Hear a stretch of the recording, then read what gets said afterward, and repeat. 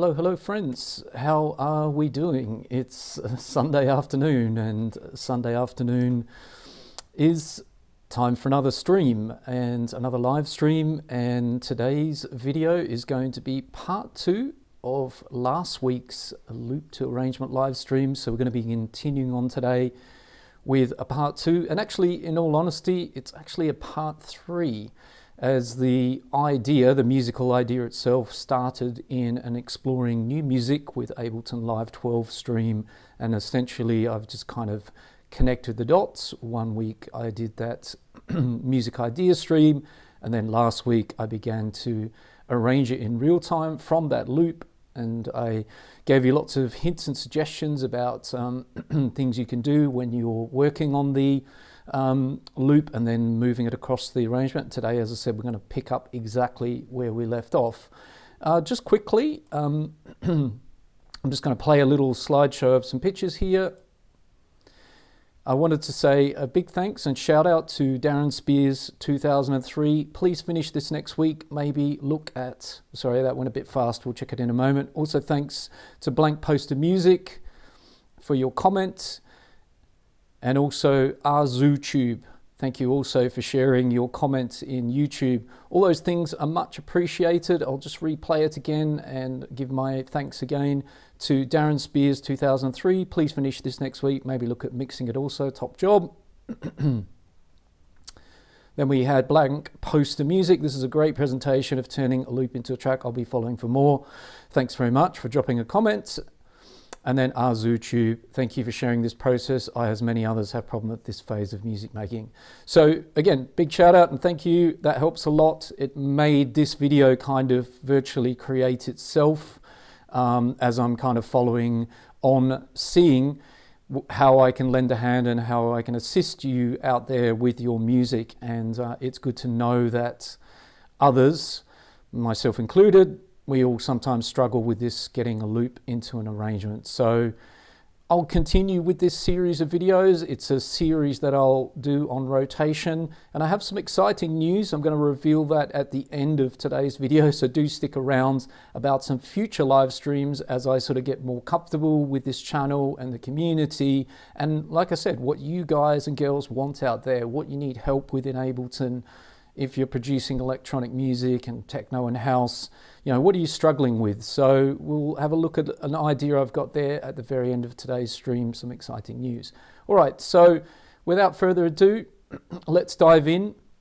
I'm testing out a few new integrations today as well in terms of the music levels and a few different tools. So if there's any issues as I go along, do let me know in the chat.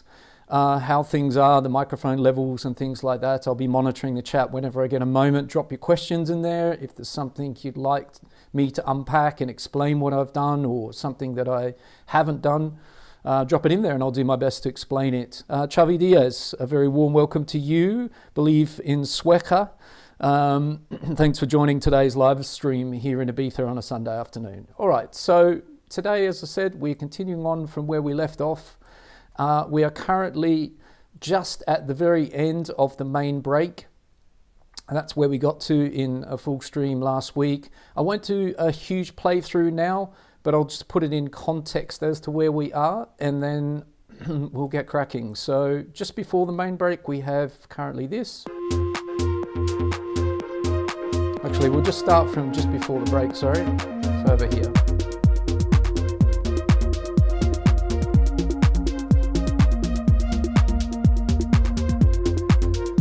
Hopefully, as I mentioned earlier, the levels are good, and if someone can just let me know in the chat that the music levels are fine along with the microphone, that would be very, very helpful and much appreciated.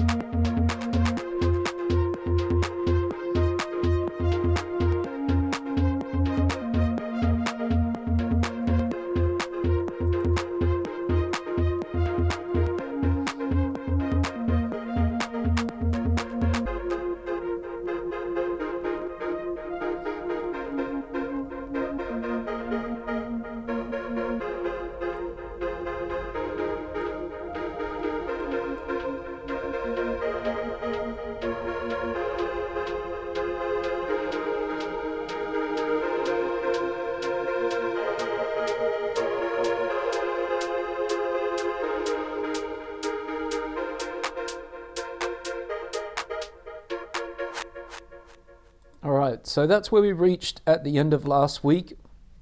And if you're new here today, well, welcome to the channel. If you're returning, welcome back.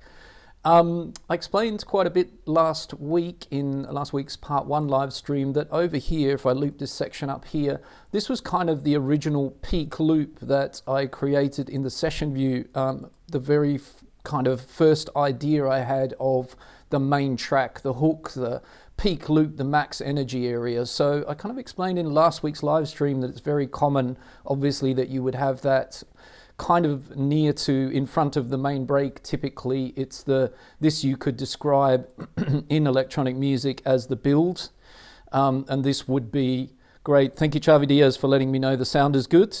And what big difference does a good arrangement? Yes, it makes a huge difference. Obviously, it's our storytelling in music about how all the parts of the song should fit together and build up the story that we want to tell with our music.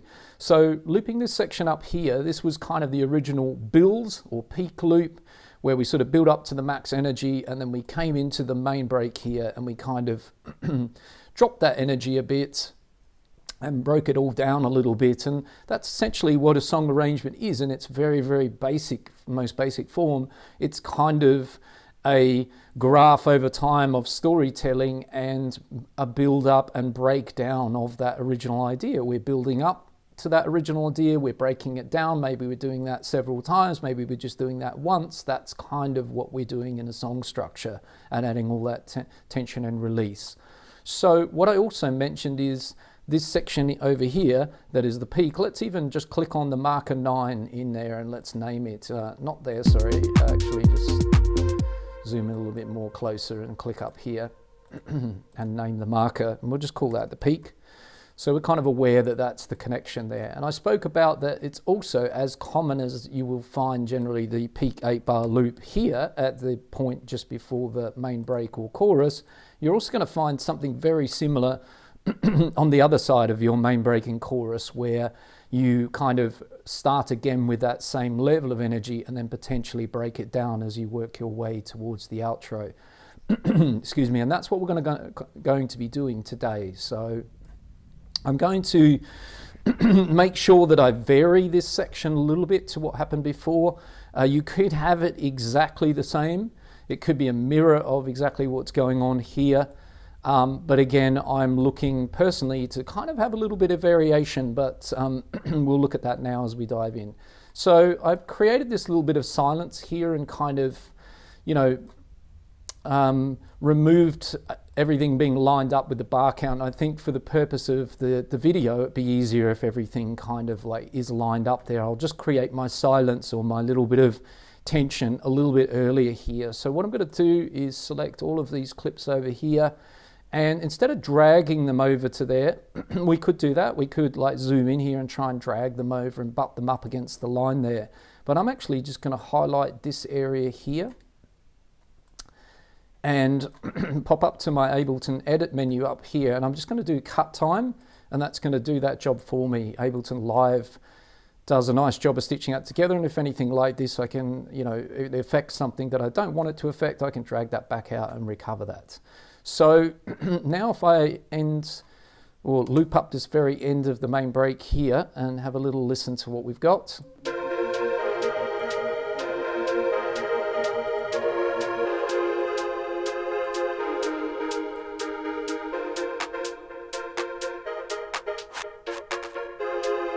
So what I want to do is now have a look at these chords and also the shaker in here, and I want to get more energy out. So I'm going to have a little look at my automation that I had, and I'm just going to bring it back a bit with the idea again of creating this little bit of space here.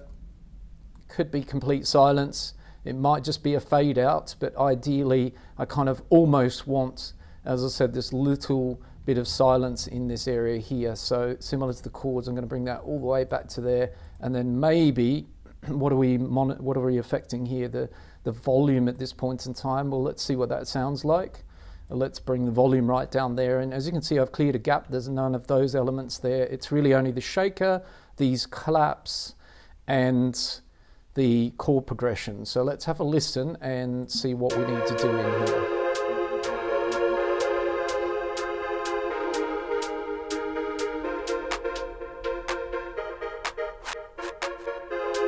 So I might actually pull the chords back, see what that sounds like. Okay, reveal a little bit more.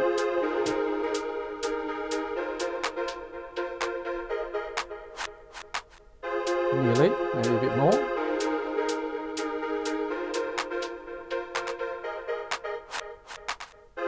That's getting a lot closer. And maybe with the shakers, we can even have them stretch a little further. But we'll also just move our automation then down.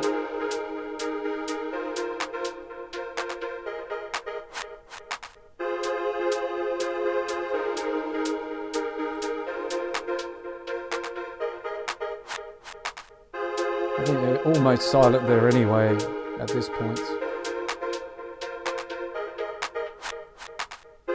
Right, so now I've kind of happy with that, and that's a really kind of key thing, as I said, is to, you know, where a lot of people go wrong with this is that they don't remove enough energy at the end of the break here. So when you're break building, you essentially need to sometimes carry some of the elements before the break into the break for continuity here, and you kind of need to sometimes do something similar here, but also really important at the end of breaks is actually to kind of remove as much energy as possible, particularly if you're looking for, at this point here, where everything comes back in, a real impact. Otherwise, if everything's kind of across here like so, and you know, this is meeting up over here, you end up with this really flat sounding end of the break, because it literally will just sound like the track is playing itself through and there's no real pause, tension, release,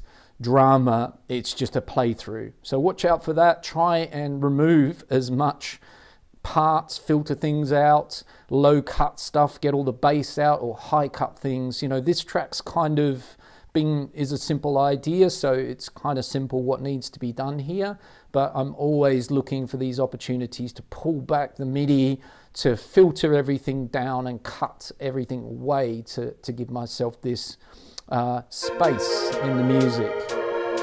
So now when we reveal the drop,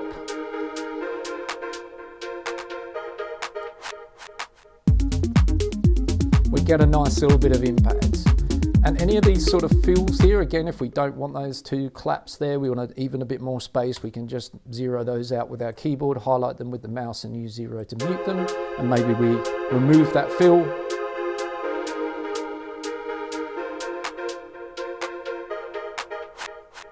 But I kind of like it. I think it's kind of quite nice, and sometimes in the same way I do have those claps there, we could do something different, so I'm going to re-reveal those. We could also put the kick here, and we could have that little double kick that's actually part of the MIDI a little bit before.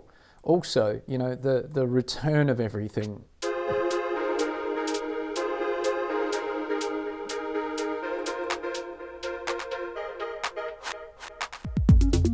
Right, so that's up to you, entirely up to you what you're looking for, but you can sometimes bring elements that are coming afterwards back in a little bit. If you want a few of the bass notes, or you like a bit of the kick pattern, you can draw them into that area, or the percussion comes in here.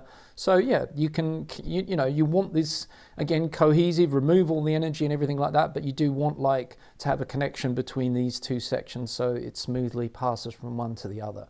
All right, so looking at this second section here, I'm just going to check in my automation a little bit, because when I faded down the chords and these lower elements here, I kind of essentially, with the bottom two tracks, the meld and the melody, they're actually silent at the moment. So let's bring them back up to where they were previously, somewhere around here. That's 11.1. That was where my peak was on the automation, and on this one it was 984. Okay, so let's do that. Somewhere around there. Just click in and we'll just get that up. We could copy the point over there and paste it in this location, so that's another way we could do that. We could just highlight that, come back over here, click on the line, and then paste it in place, right? So actually I'll just go either side of it so you can see that a little bit better.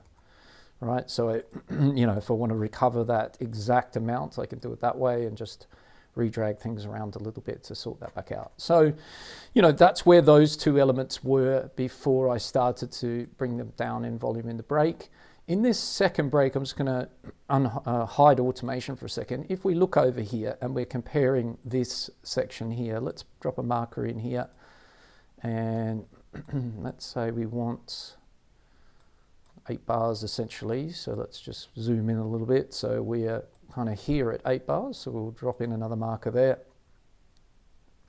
And let's do the next one as well if we like, just so we've got a couple of extras up our sleeve. So if we're looking at this section here, and we can call this whatever we like, but let's say post break if we like. We've already got some differences. So I've put my kick back in. It was already there before the main break. My bass pattern is the same as before the main break. My clap pattern is currently the same. The hi-hat is currently the same. The shaker is the same. I took the percussion out a little bit here in the second section, so the percussion would come back in here. But one of the big differences already is I've got this arpeggio clip revealed at the moment, and it's not only the arpeggio, well, actually, sorry, it is just the arpeggio at this point, because I do have a second arpeggio clip I created earlier in this composition of this track that I'm going to reveal at some point as well that would be new. So we would refresh the listener already with bringing back a lot of the same elements, but bringing the arpeggio back because it's been missing for all of that time over here. And that's a key thing. A lot of people, again, when they're doing these song arrangements, they don't take things out as much as they add things. And you can just, many tracks that I listen to from others and students, it's kind of easy to just keep thinking like you're stacking things on top of a cake. So you're layering, and that's your arrangement. You're bringing new things in all the time. But arrangement is just as powerful when you take things away and strip little parts of the song down and then rebuild it up again. And so you get that ebb and flow, tension and release. Right, so I'm also thinking I'm going to copy a bit of the chords over here. Maybe I want the continuity of the chords in this area, yet to be decided. Let's drag out, I think we can drag all of this MIDI to the edge of the bridge where we've got that placed at the moment. Same with that. And if we want to do this a bit faster, Heath, we can click on everything like that and drag it over all at the same time, make our life a little bit easier. And let's just get these all to the same point, and then we can do that with them all together. So, okay, so now we're up to the edge of the bridge with all of our bits and pieces. Just going to drop in 2 more markers while I'm over here doing a bit of housekeeping. There we go. And I'm going to say for the moment, down the bottom in these musical parts, let's start by muting everything. And then we can decide what we'd like to have in here, right? So drum-wise, track-wise, bassline-wise, I think we're pretty good here. Let's have the arpeggio here. And what's it going to be accompanied by? As we faded out the meld and the melody in the break, again, they're gone here, let's say. We're not actually probably going to miss them, so this would be a great opportunity, like I did with the arpeggio in the previous stream, to have those 2 perhaps out here, and maybe we reveal them again later. So we'd be having a break from those. So let's try the chords with the arpeggio here.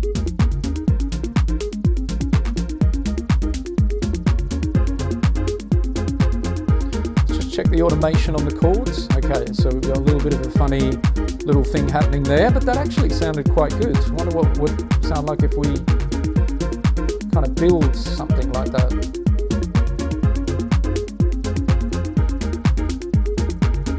Let's have a little listen over here.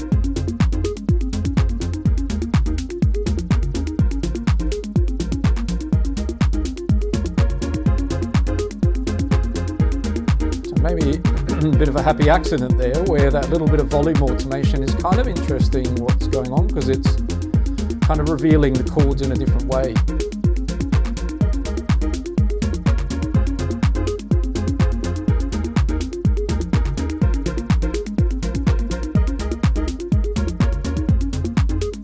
Okay, so let's maybe carry on with this theme and make it a little bit interesting.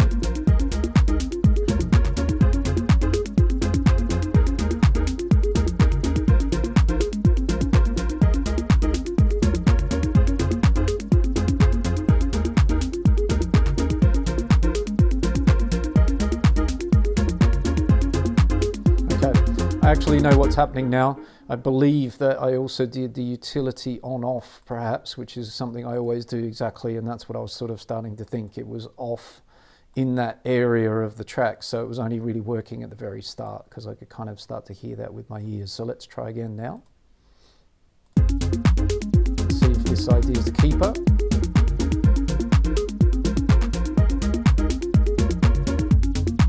Yeah, it's a bit too low, so now you can hear quite how dramatic that was. It went a lot more subtle than that.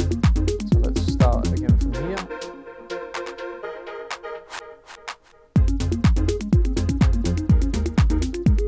By the way, I wasn't sort of planning on this, but it kind of adds a little bit of interest here and variation.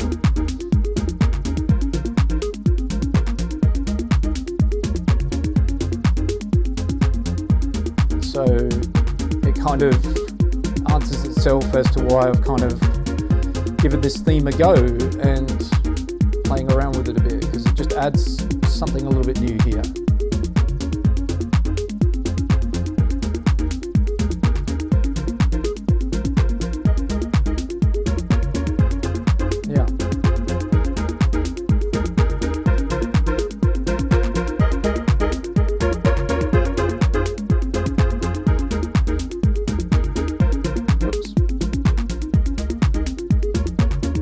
How low did we go before? 8.23.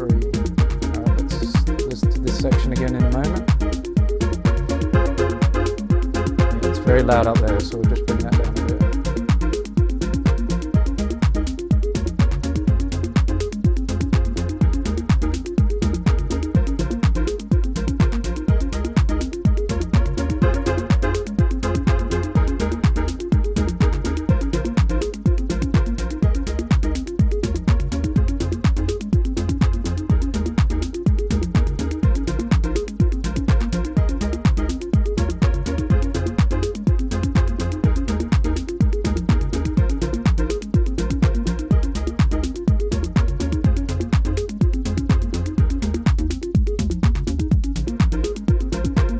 I'll set this around 0. So let's just edit the value there.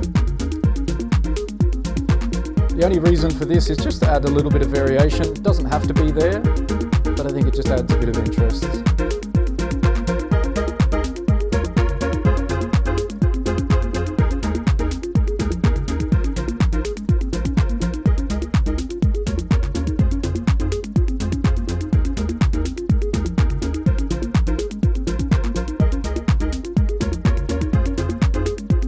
Tweaking this as I go just to get it to sound the way I want it to sound.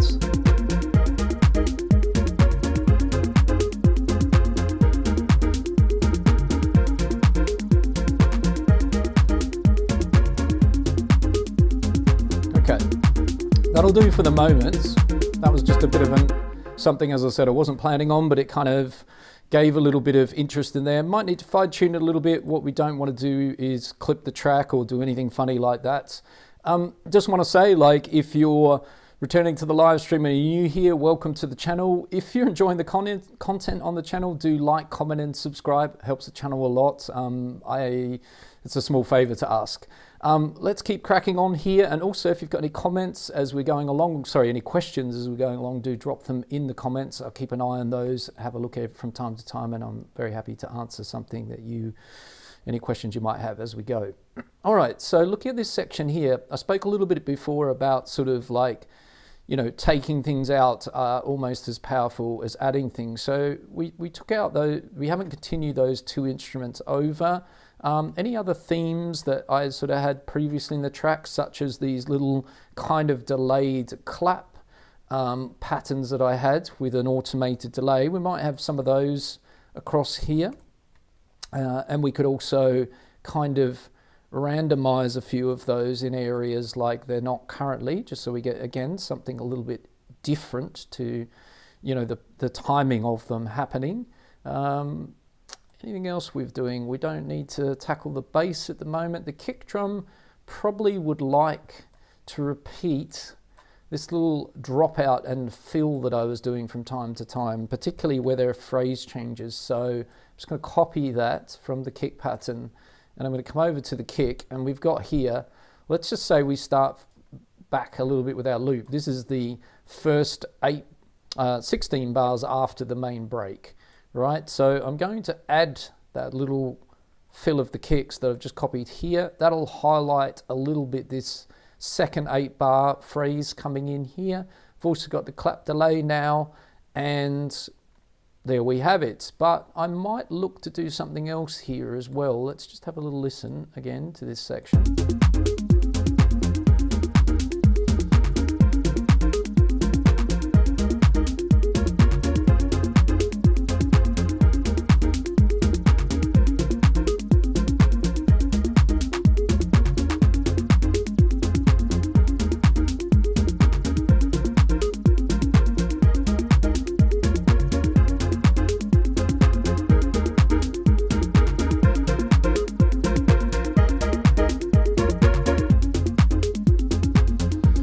So I'm just going to try muting the shaker in this little second section, the second phrase, second 8 bars of 16 here.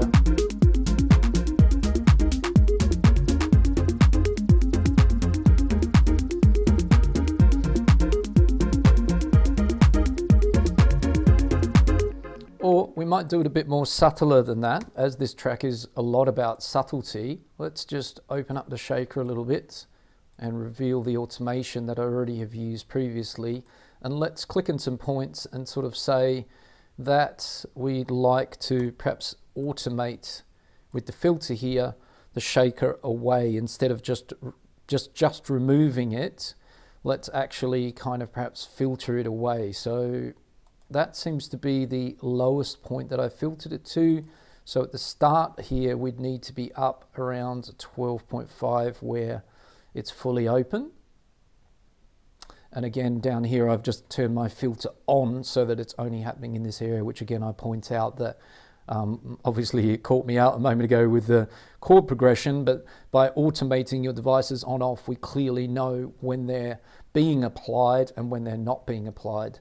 So what's actually interesting here is I've actually see that I've got the chords a little bit ramping down here, but again, I've actually left my automation off. So glad that I've seen that. I might want to go back and have a little look at that. I think I liked how it sounded fading out there, but perhaps I want to review that in a second. So I'll go back and check that in a moment.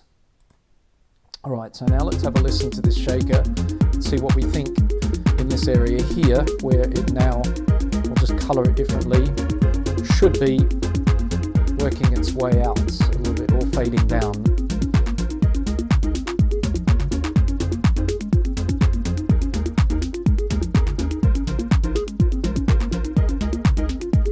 We'll have it a lot slower than going to silence here. So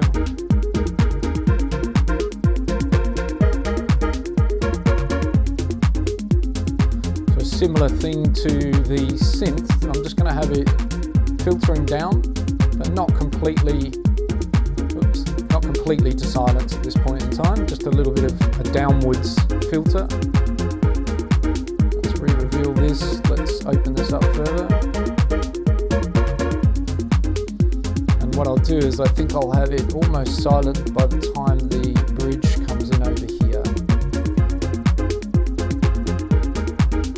So 1.83, so again we can copy that, paste that over here.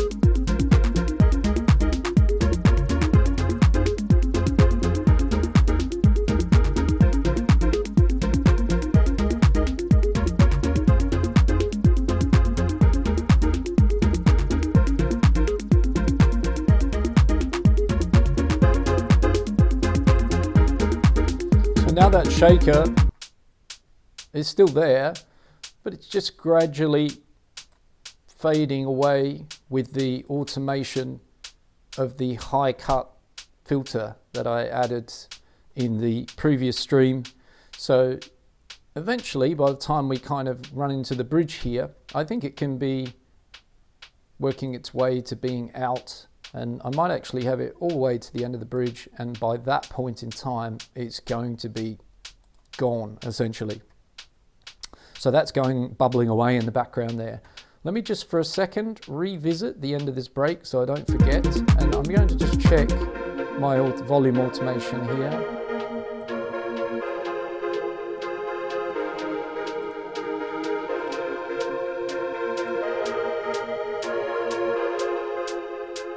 Yeah, so it needs to come up quite a way from there.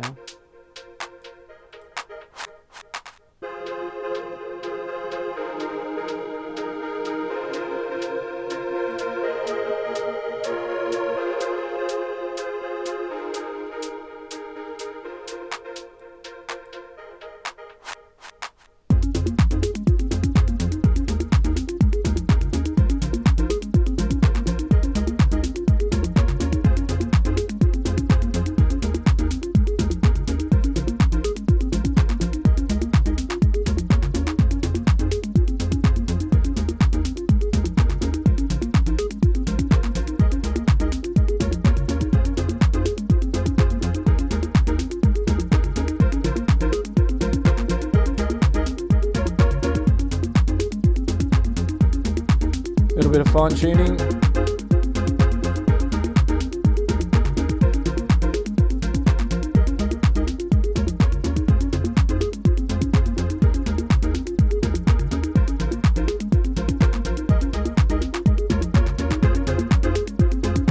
Okay. So, what else can we kind of take a look at up here? We're in the sort of second section, so we've kind of like come out from the main break. We've kind of got something very similar to the peak loop here. That was the end of the build. We've kind of maintained very similar energy, but we varied things up a little bit. Back over here in the peak, we had the meld and the melody down the bottom here. They're not currently in. We've got the chords that weren't happening there. We've got the arpeggio here that wasn't happening over here. So we've varied up the music side of it. The groove is pretty much the same. I'm kind of using this shaker to add a little bit of something going on in the background, but I kind of feel like I need something a little bit more impactful in this second section here. Otherwise, it's already too much of what's kind of going on here. The shaker's, you know, filtering its way away to silence, and it will come out in the bridge. That's the sort of plan there. But at the moment, as I said, I'm kind of looking for something here, I think, to change in a way that will add a bit more interest. So option would be to, again, try and sort of take something away, bring something back in. Of course, I could put that to the audience and say, what do you guys think, guys and girls? But I'm thinking I might actually try either the meld back in here or the melody. So let's see what happens if we do that. Or actually, I just realized I do have a second percussion pattern. So let's see if that could be introduced here and add enough, again, kind of variation to this particular section of the track.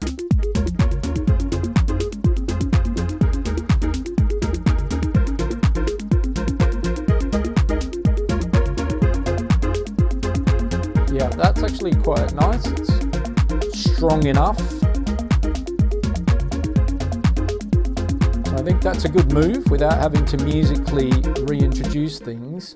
And I'm going to, just while that was playing, I was over here copying again this kind of large area where previously, before the main break, I took out actually a whole bar of kicks from the kick pattern. I'm thinking to try that again here, although actually, in saying that, I probably want to do that just before the bridge. So actually, I think I'll have that there instead. So what we might do here is we could, again, copy the kick pattern over. Let's have a look at our automation theme. Perhaps we'll have the clap fill there. What else could we introduce here? We could have one of our nice little reverse delay percussion hits here. So let's sort that out. Just going to copy over my automation a bit. Just tidy this automation up, actually. Let me go backwards, mess that up. Okay, let's do this. I'm just going to paste that there to fix that. Lovely stuff. I also removed that by accident by going back too far on my Command Z on a Mac. Right, so I want one of these as well here. Let's actually try and get all the automation in as well, and then we copy it over exactly. There we go.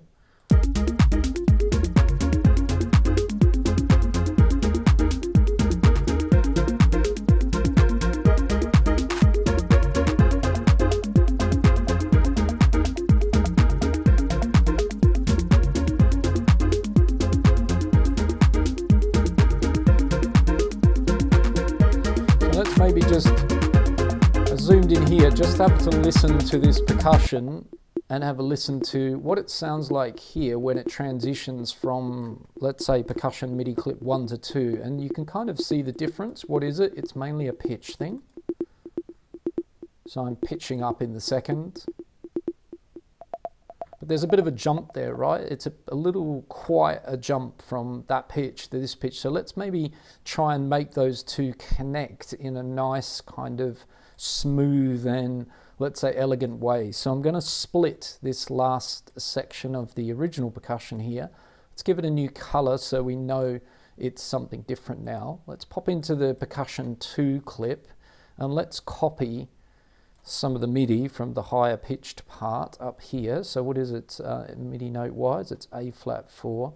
Pop over to this one and let's jump up to A flat 4. There we are there, and let's paste some of that in up there, right? Now what I want to do, as I said, is build a little bit of a segue here. So let's say for the first part we stay at the lower percussion, and then in the second part here let's work our way up to this percussion point here. So we can see we need to kind of get to the last notes up around near to here. So let's say we climb slowly and we look at the notes we have. So in this section we can go up a little bit, and then this one, let's go up a bit more, and in this one, how many notes have we got in? These 3. So we might do that. Split them again a little bit. We're just kind of chromatically, as it would be described, working our way up here.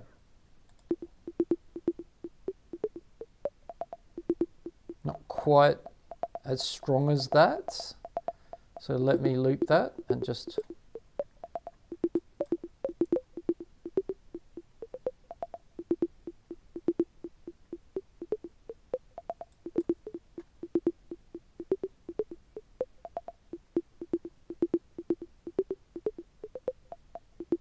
And also these could actually be,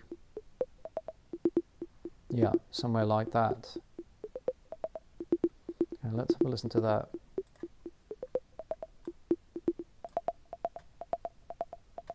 Okay, and we've also got a bit of an issue here, as I see that where I copied that over, I didn't quite copy it in the right place. I didn't get that quite spot on there. So let's say we just pull that over, bring that where I wanted it there, and drag that back out. That should do the same job.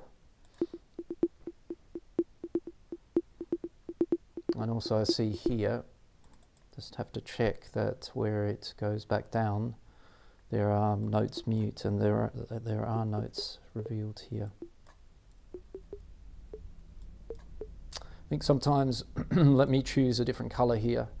It's probably not the best color, gray. Now I can kind of a bit more clearer, because when some of the notes are very low velocity, I couldn't tell whether they were either out, as in muted, or actually playing. So now we can see it's a little bit better.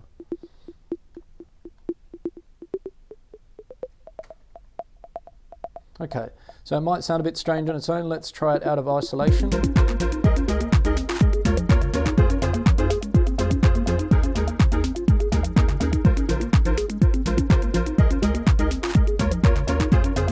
Yeah, you almost hardly hear the transition. Oops. But we kind of hear this area here, and I kind of like that. So maybe we continue that a bit. Yeah, something like that I think is a little bit...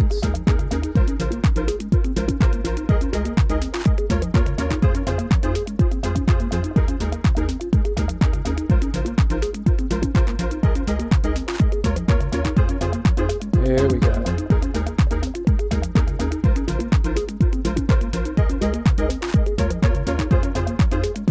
now it's a little bit smoother, so just by lifting up and making this new percussion clip here, we've kind of segued from this lower pitched percussion into the higher one and made a transition out of that, so it doesn't sound quite so jarring as it did before.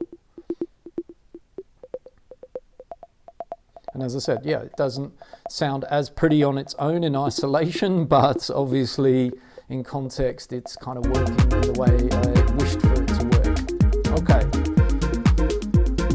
cracking on here. Again, if you're enjoying the content on this channel, please do like, comment and subscribe. It helps obviously the channel an awful lot. Let's keep going here. If you're new to the stream, welcome to the channel. If you're returning, welcome back.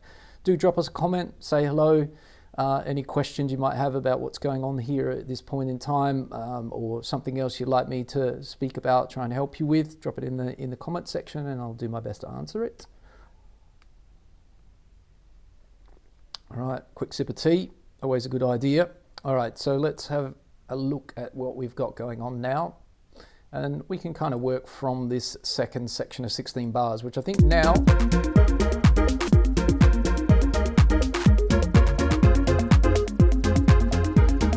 strong enough with the second percussion and that shaker that's slowly fading its way out, this colored clip here.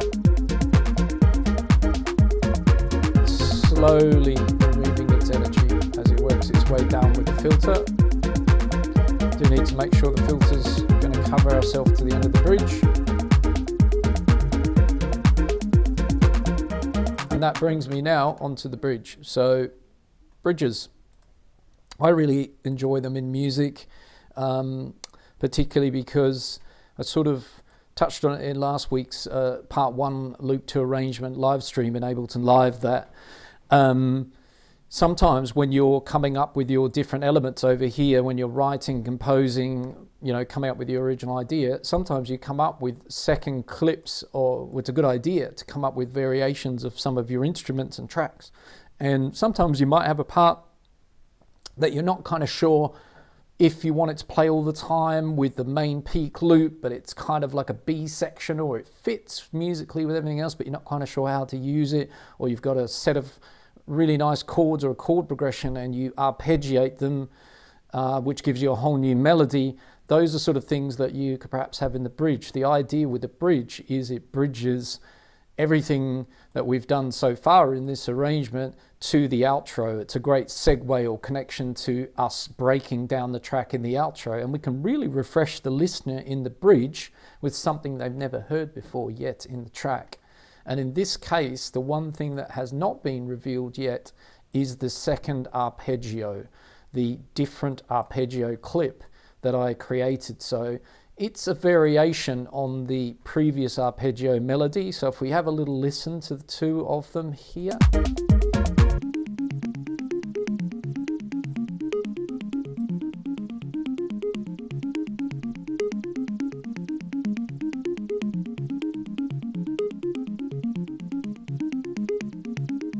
Now again, it's fairly subtle. If we want it to be, you know, more impactful than that, there would be several things we can do. So in this case, it's a different arrangement of the pitches. The notes themselves are playing in different places. So if perhaps the way to do that would be just to show you, if I make an example down here and then I put this one underneath, we open that and then we shift and click this one. If we zoom in, there are the two arpeggios laying over each other. So you can see it's in the same octave, same frequency area of the piano roll, same octave range. It's a little bit rhythmically different to the other arpeggio. So does it have a huge impact? Not as much. If we want more impact from this, what could we do? Well, some ideas would be we could practice bring the arpeggio down in an octave to a different frequency range or higher. So now we would go from this transition .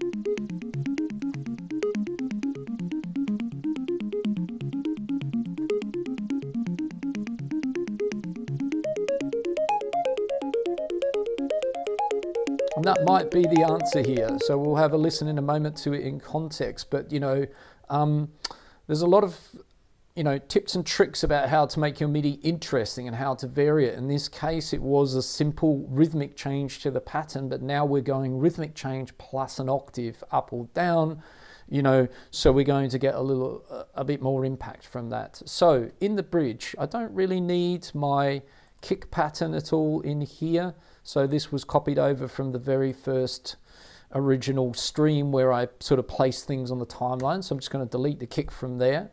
Let's have, though, a copy of the kick coming back in afterwards, and we can drag it out for the moment all the way to the outro. It's probably going to do something like that. The bass line, I do have two patterns, and I started with a simplified bass pattern, and this might be the chance to again bring that back in as the last section of the track after the bridge towards the outro. And again, if you look at this being here, green at the top in my little example arrangement track up here, you'll notice first section green is over here. So again, much like the peak here is mirrored here, there's nothing wrong with your outro and intro is very often a mirror of this simply flipped into reverse. So just flipping that around, you can reuse some of the ideas you used in your intro and first verse, first section build as your breakdown towards the outro. So there's nothing wrong with that, but again, always think, how can I make it engaging for the listener? Perhaps copy and pasting this is one idea, but perhaps we can copy and paste it and then try and figure out how we can make it a little bit more interesting. So what am I going to continue through here? I'm not sure yet. So I'm going to remove these sort of pieces that are hanging over from that original stream, the first part one, and we'll sort of take this over manually, what's going to happen in here. So at the moment, the chord progression would be stopping in the bridge. I think what I would do there is drag it over and try and fade it out in the bridge here. So perhaps it doesn't come back in again for the rest of the track all the way to the outro, that it finishes its role in the track at this point at the end of the bridge or halfway through it. The shaker's fading out at the moment in the bridge to silent. So if we switch on our automation and we take a little look at the shaker track, it's working its way out. If we look at the chord track, what have we got going on? We're currently sort of automated, not at the lowest we've ever been. So again, we might leave the utility switched on, switch it off after the break. But here we might be doing some sort of, again, fade out. Perhaps it could be similar to here, because I think that obviously has already been done and it worked fine. So kind of let me just copy that in the right place. Here, this breakpoint here of 9 is about where I want perhaps those chords to go down to in the end of the bridge, something like that, little ramp there. Let's go backwards. What have we got? So the shaker's going through but working its way out, claps out, the bass is out, the kick is out. We might need, or we could reintroduce either of these two instruments here. So let's sort of drag them out and have a play around with that. Chords fading out, new ARP in, the new ARP may extend into the outro. Shaker's coming out. I think the hi-hat will come back in after the outro. And maybe what I'll do with the hi-hat, just visually for the moment, I've got two patterns of it. I'm going to copy the second pattern as the start, and then maybe we'll drop down to pattern 1 in the final outro section. Again, what are these? Just different rhythmical patterns of the same hi-hat sample, giving me a variation of energy and interest for the listener. Which currently are you, guys and girls. All right, so again, automation here, just having a look at what else I've got going on. My automation of my delay return, send and return is finishing here. We might have another one of these that gives us that nice little transition intro into the bridge. So let's have a listen now and see what we need to add or remove in this area when we move into the bridge.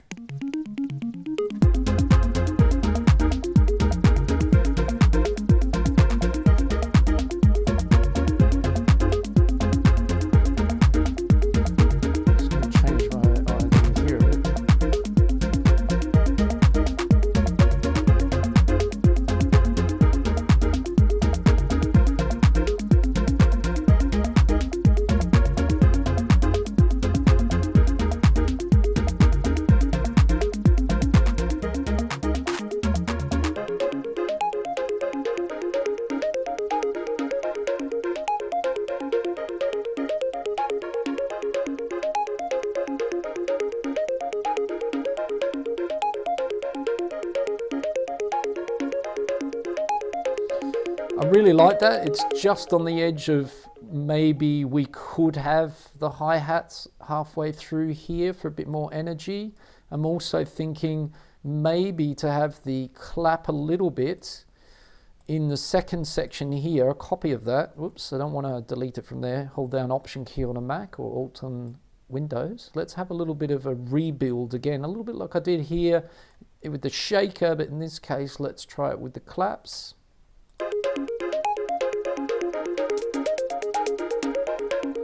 Maybe I'll try the one pattern in here.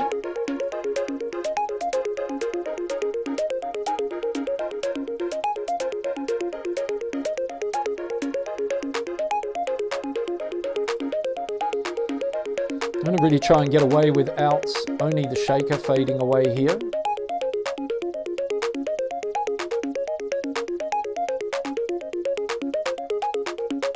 And instead, at the start of the break here, instead of the hi-hat pattern carrying over or changing patterns here, let's maybe try a little bit of the percussion in here. It's another option.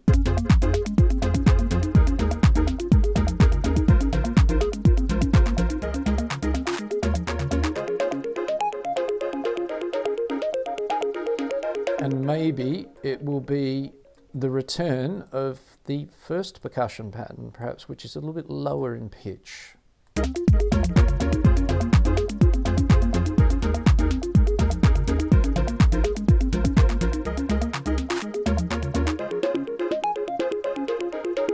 No, if it stays, definitely the higher one.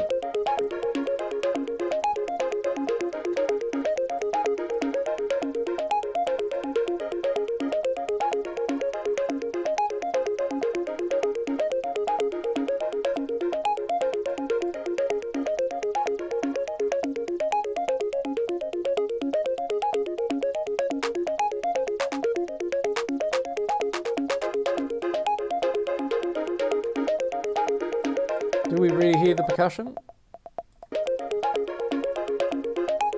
We do. Just.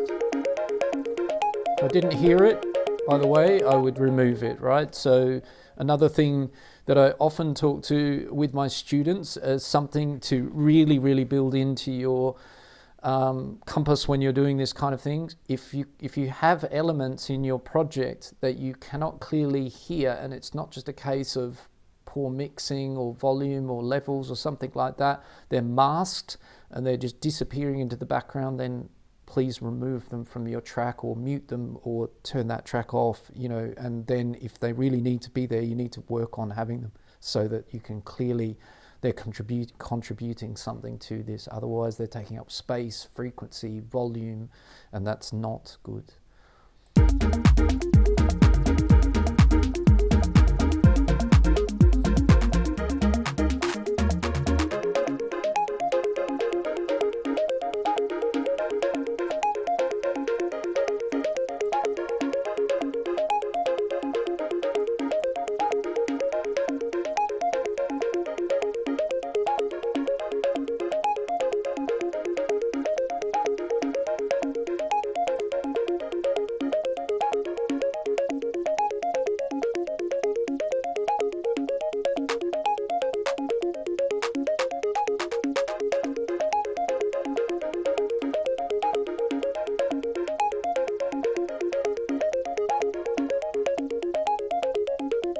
Yeah, I'm just contemplating whether I need the chords to either die off a little bit stronger than they currently do, or they continue a bit for longer, so that automation could be adjusted a little bit.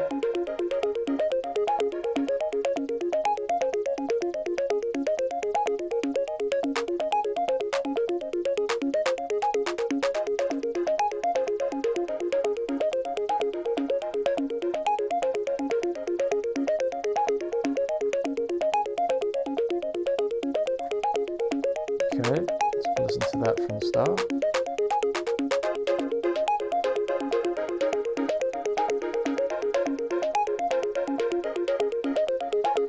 Let's maybe have a little fill in the middle here.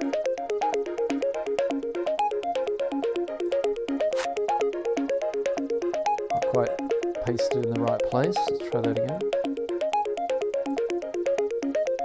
Oops, same problem. problem as before. Hold down the Option key, Heath.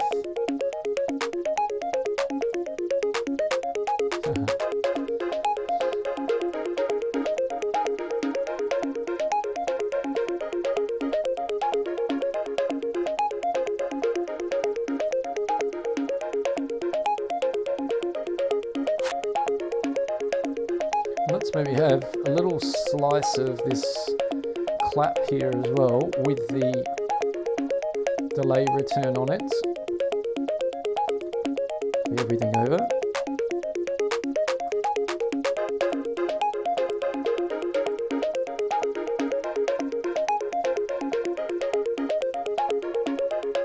Just building a little bit of tension.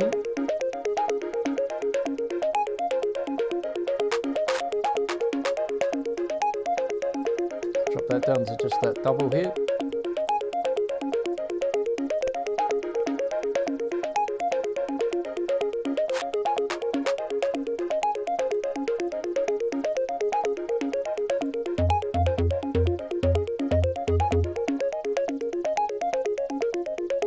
So, you know, just what I was thinking about there, there's always, you know, when you start to look at this in very sort of small micro details, there are lots of ways that, you know, if you were doing this and I'm doing it, we might do different things here, but it's different moves, right?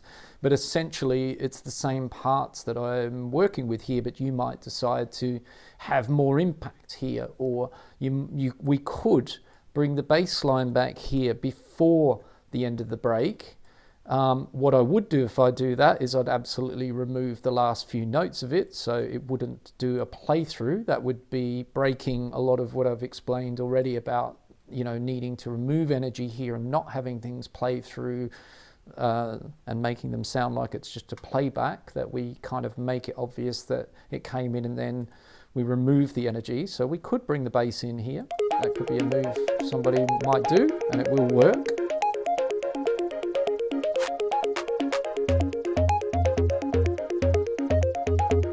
And we could, you know, automate that and filter it.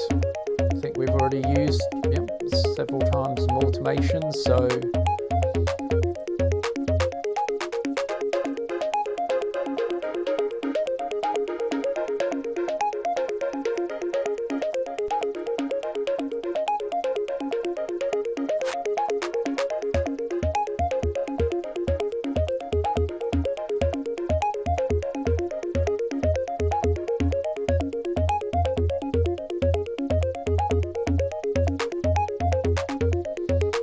you can feel the difference from that from previously. It's added a lot more kind of tension here and interest, not in a bad way. I quite like it. Wasn't what I was thinking originally, but I was just doing it so I could kind of show you a little bit about that we could do that.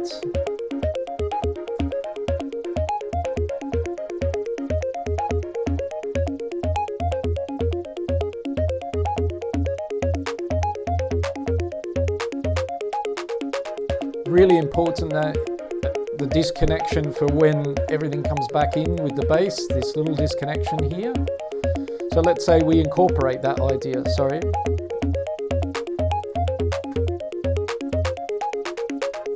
Nice. So now I'm pretty happy with the bridge. What's going to happen post the bridge? Again, what are we playing? What elements are we playing with? How are we getting ourselves to the outro? What did we do over in the intro? Well, we kind of built up with the clap, the hi-hat and the percussion only, and then we added meld, and then we added the arpeggio. We're going to have the arpeggio already here, which I think is nice. Maybe we'll pull back meld and we'll pull back the melody, and perhaps we could do something very different to the intro. The intro was all about meld sort of building up with the drums and the bass. Maybe we'll do the melody here instead. But let's see what happens when we drop over into here. We've got the shaker out. The percussion is currently faded out, so we might stick with that. The chords are gone. I'm not planning on bringing those back in for the rest of the track. Let's see how, let's listen to how it feels in this area here. I think also with the clap, I do want the clap here, but again, I might try pattern 1 where it's more you know, reduced again and see what that feels like, or I might have one here and continue with two that was before the bridge break. And that's actually interesting what happened here. Was I planning on the clap being out like that? I don't think so. So I'm just going to listen to that. No mistake on my part here. I think this should be over here.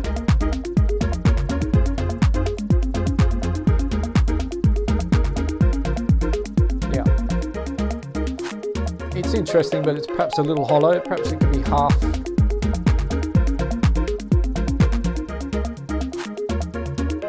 But the more I listen, I think it should just continue to the end there, as it was a mistake, I believe. So let's have pattern 2 over here, and we can make a decision about the clap. Let's check our automation there as well. It's got a little bit weird here.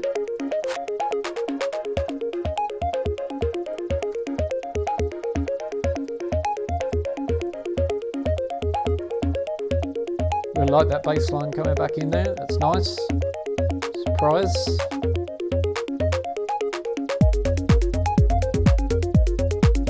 So there you go.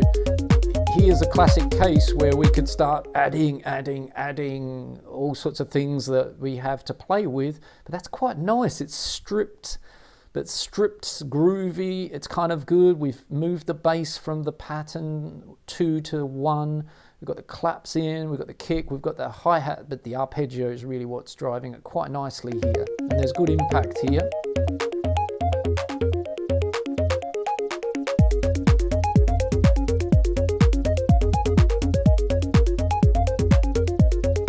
So let's drop in a marker here in the middle, and one there at the start, just to mark out again our 8-bar sections. Every 16 bars are split into two lots of 8, obviously inside 2 lots of 8 or 2 lots of 4, but for me, those A and B 8 bars of this 16 bars I've got looped here, they need to be a little bit different from each other. That's a threshold that I like to always think about, otherwise my listeners, starting to switch off if that's just a playthrough of the same 16 bars. So somewhere around this phrase change here, we need to have something happening.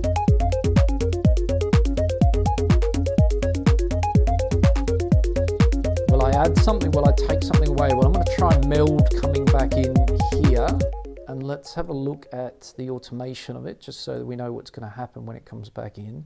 So I previously have automated the filter frequency, so the maximum it reaches is that value there. Let's have that pretty much at the somewhere in the start of the outro or near to the middle to end. And let's have the beginning of the meld coming back in quite low. So it would be coming in almost as it did at the very beginning of the track, which is over here at 50. So I'm just going to copy that, get that value in there. So if it comes in here, it's going to come in very softly.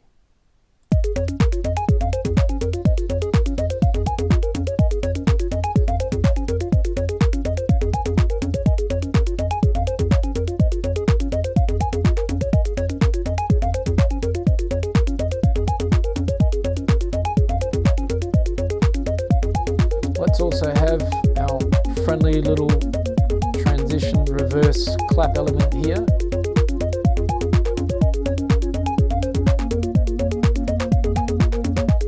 Like that.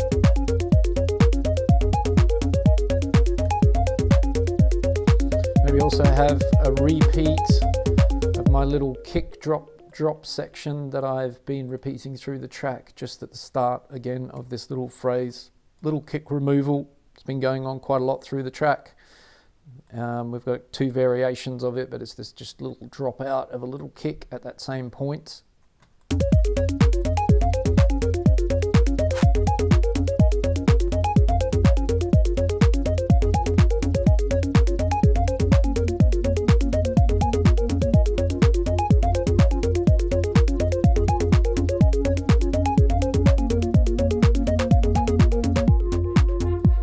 Okay, so my friend the arpeggio, I think the melody I'm going to keep out completely. It's not going to come back in there. It's done for the track, I think. Its purpose is served over here in the build-up of the song. I like the meld coming in there. I hope you You agree? The next thing I'm going to do is figure out my arpeggio, like how I'm going to transition from having an arpeggio to no, and I think simply in this whole section of post-bridge to the very, very end of the outro, it's going to be a case of managing the filter automation. So let's have that at the value of 240. So again, we can copy that value from over there, paste it in here.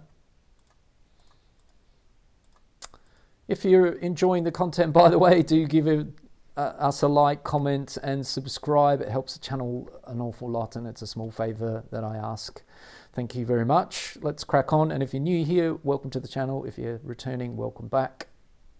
This is a part 2 loop to arrangement video. Part 1 was when I got this all started.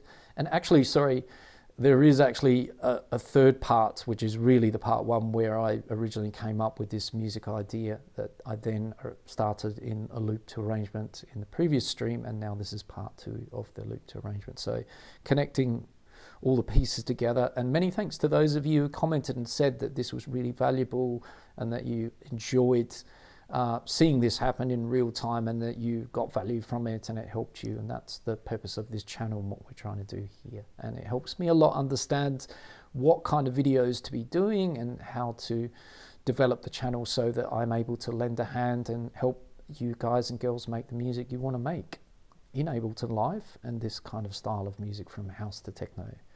All right, so copying those automation points over. I did at one point bring the arpeggio down to 128, which I believe was when I was kind of removing it. So I'll copy that end point over here. I will try perhaps to get it out before the outro, fade it out, let's say. So let's work on that a bit.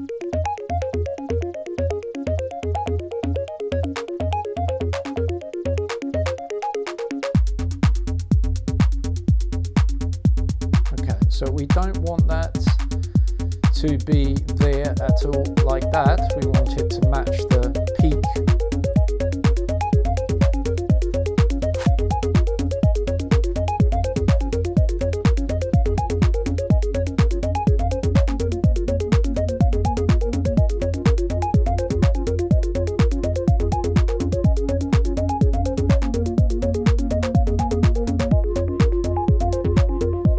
So that hi-hat change there is quite obvious to my ear here. Is it smooth enough?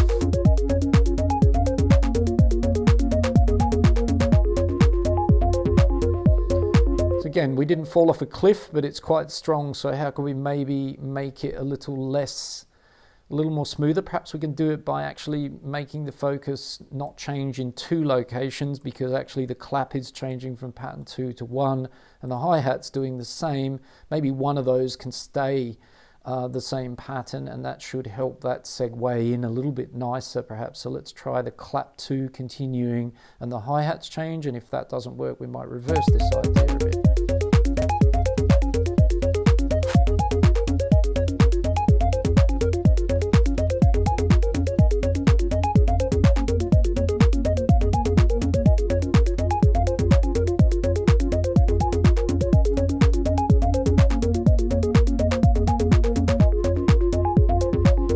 That kind of helps. And if we were to reverse that idea, it would be perhaps longer of the hi-hat pattern 2 and the clap doing the change here of patterns. Just so it's not so jarring and it's not so unpleasant that we're like, feels like we fell off a cliff.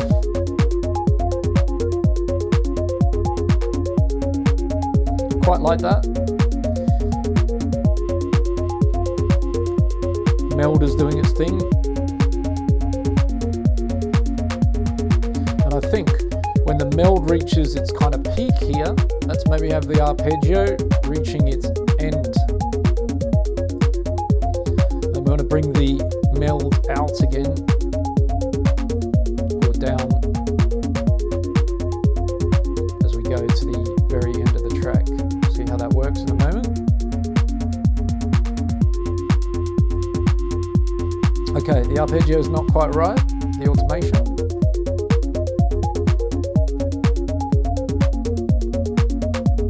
It's okay there.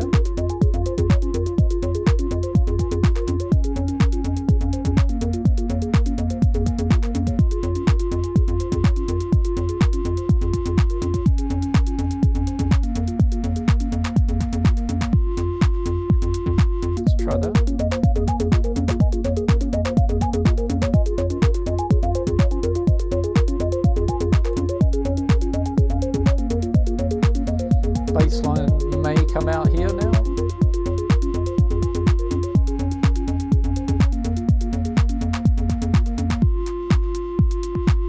Okay, so that was a bit too much there. Need to keep the bass for longer.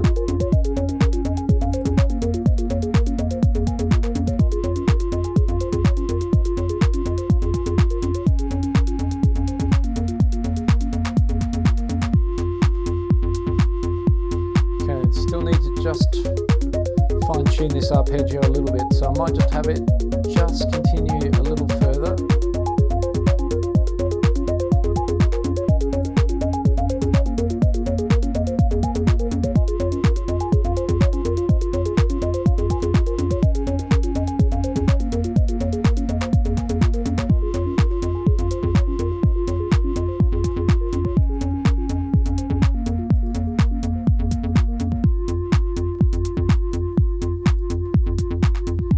What we're looking for there.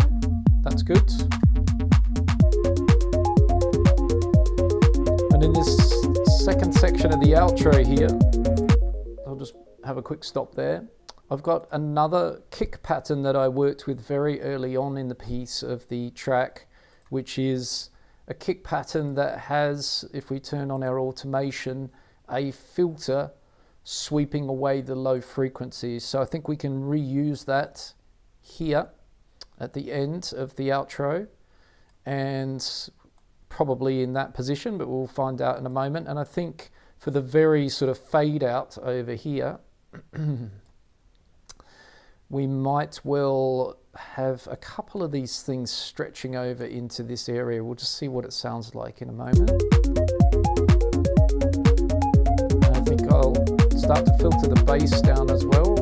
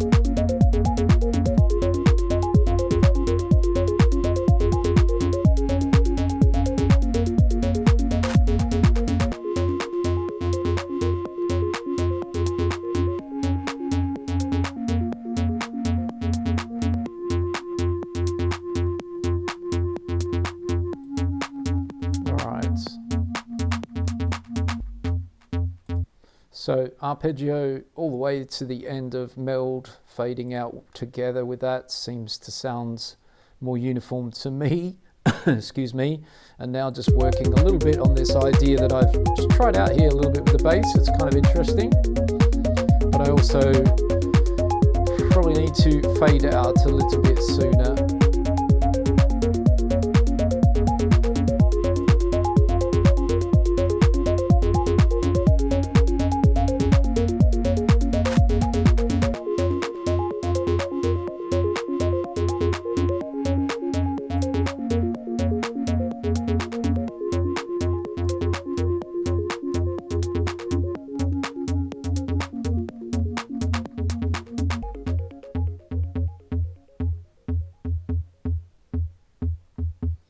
Okay, so we need to just adjust things slightly here.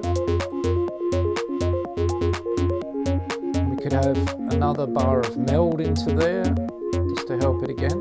This last little bit of extra outro I've kind of added here.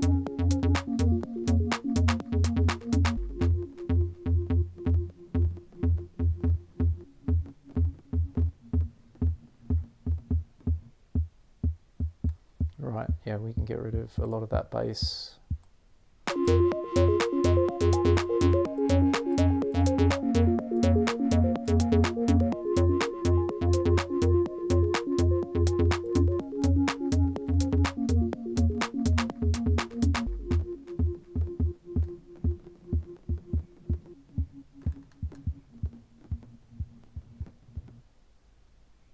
All right, not so bad. I also have an idea that I was hearing towards the end here with the hi-hats.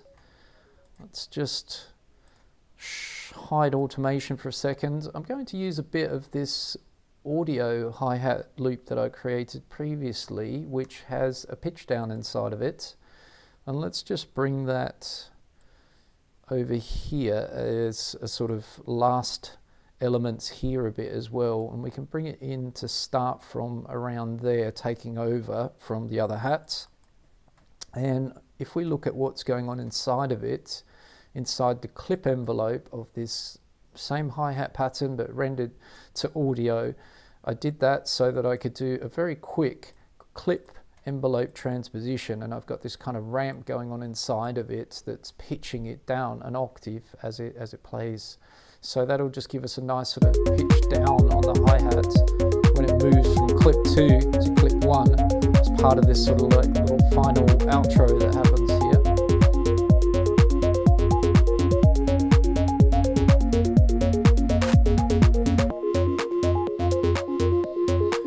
Hey, I haven't been paying too much attention to the chat as we go along here. NN Music, how are we doing, my friends? Nice to see you here in the live stream. J Francisco AT, hello, a big hello to you as well. Obviously great to have you both, and Chavi Diaz, thanks for your feedback. Hopefully the levels are good on the mic and music levels and you're enjoying the stream.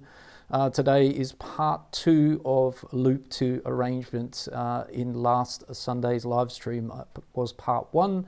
And actually there's a part 0 or a part -1 where this whole original music idea that I'm working on today was part of a live stream as well, where I was exploring a new idea from scratch, came up with this music idea, and then last week began to take it from a loop to the arrangement. Today we're kind of finishing off where we got up to, tweaking it a bit, arranging the second section of the track after the break, and yeah, taking another look again at these little details as to how to tell the story of this particular track and the music inside the track.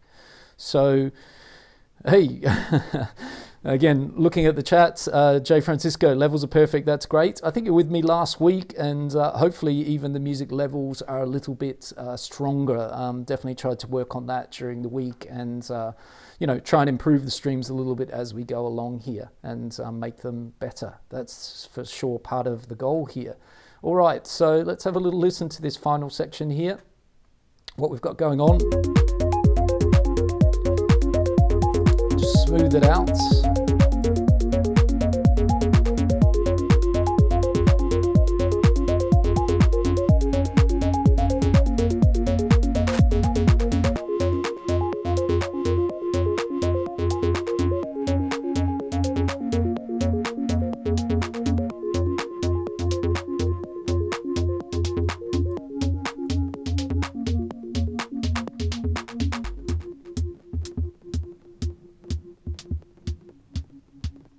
So, you know, if I really wanted to, there's a lot of choices there. I could, to use the, I don't have a better phrase to use, but I could kill off the music elements earlier here if I wish. I kind of actually extended it slightly, but it's just to make it feel quite nice and that it doesn't, again, jarringly cut off, that we end on a bit of a pleasant note. And I often like when there's some tails happening here and things going into this sort of space as we drop out the elements and say sayonara, adios, ciao.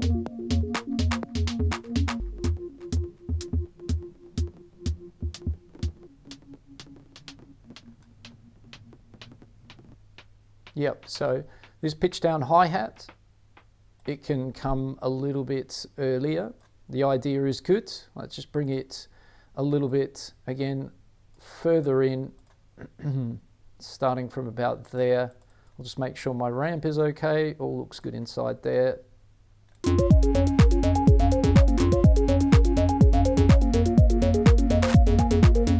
And maybe with meld, you can just kind of pull it back to one note of this pattern so that it doesn't play the full pattern.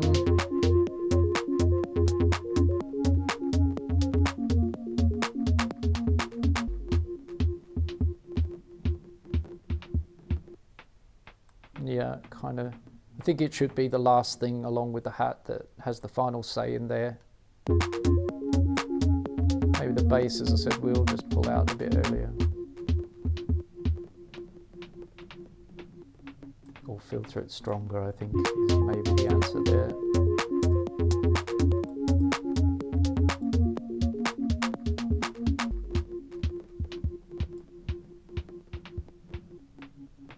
Yeah, something like that. Something we could also do up here a little bit, just have something original on the ends here, is maybe with the kick drum.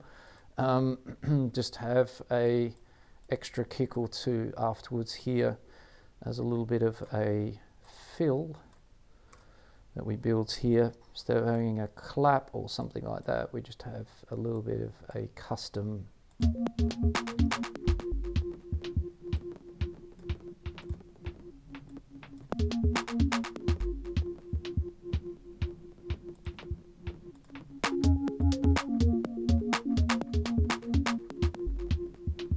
And what I might do is, if I do that, may even actually take the automation off here. Something like that.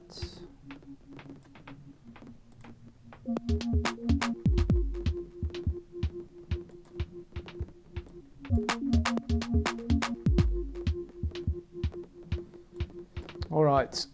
So a little bit of a playthrough of where we've got through, a recap from today's work so far.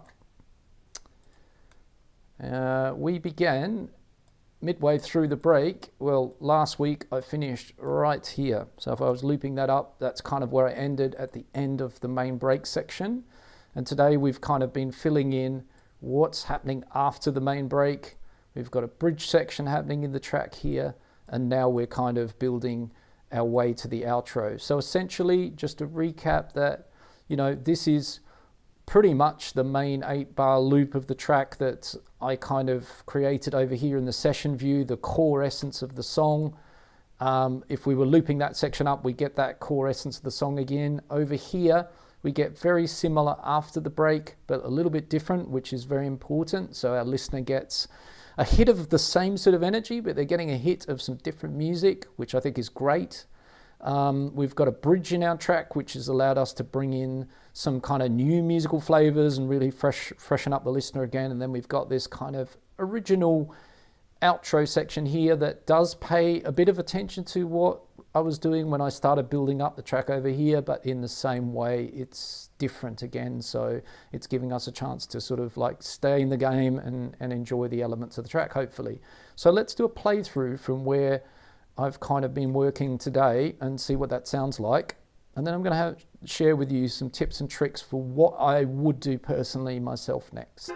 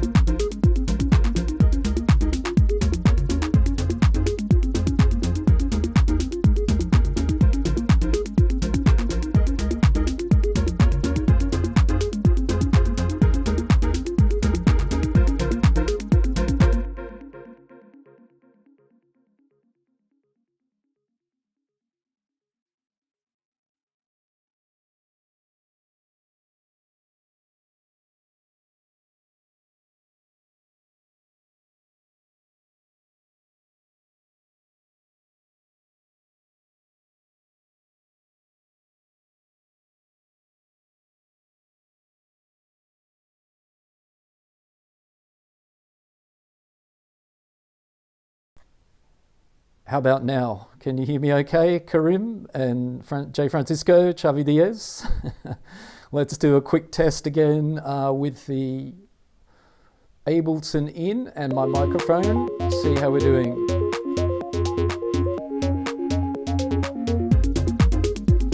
We got a thumbs up. Are we back in business with both? Fingers crossed we are. I think the microphone, perfect, excellent.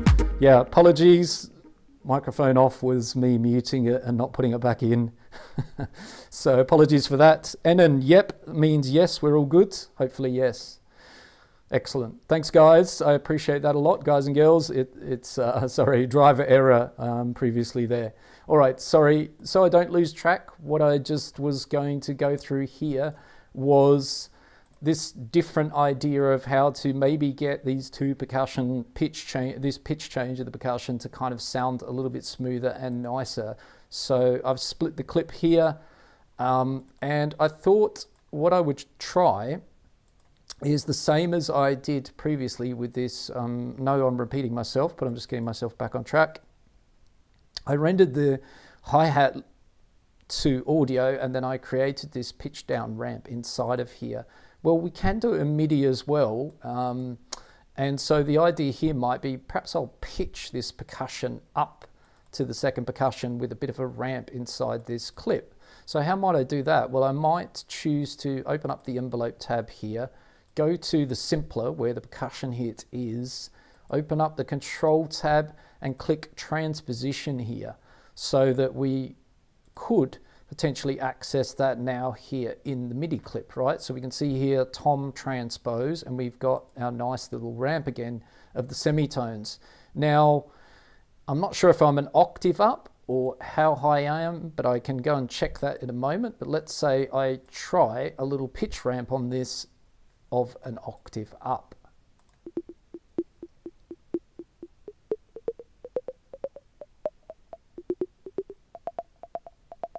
So that could sound good. Let's see what it sounds like this time. All right, so what I need to do before I do this ramp, almost there, I'm going to clear that envelope and I'm just going to make this one, consolidate this MIDI clip here so that I've got the whole 2 bars, because for some reason there I wasn't actually looking at the whole 2 bars. So let's now have the whole 2 bars here. And I might even do it a little bit longer than 2 bars if I'd like to make it even more kind of smoother, but I think I actually kind of prefer this than going up in the notes chromatically.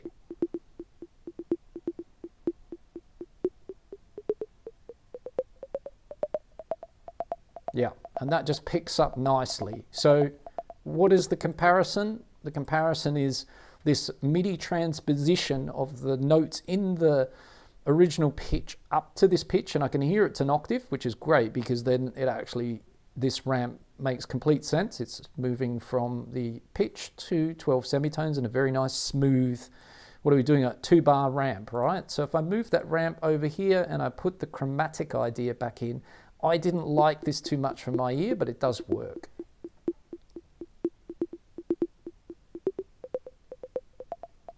Yeah, I just would need to work on that a little bit more for myself to make it kind of chromatically move its way up, but I think this is the answer I'd probably stick with.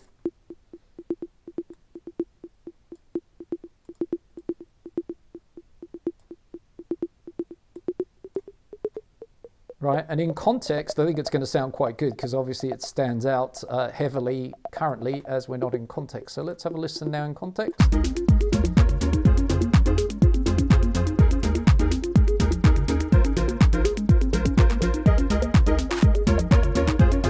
Really like that. It's kind of original now, and it's done a nice job of connecting those 2 sections there where I've jumped from one percussion pattern to the other in pitch. Quite happy with that.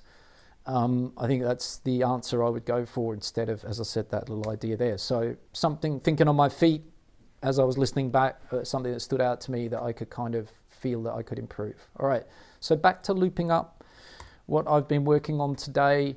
Let's carry on through. I apologize for interrupting that, but I thought that was something useful to share and to fix as today is refining this and going through things. So I won't mute my mic this time, and then we won't have the problem that we just ran into.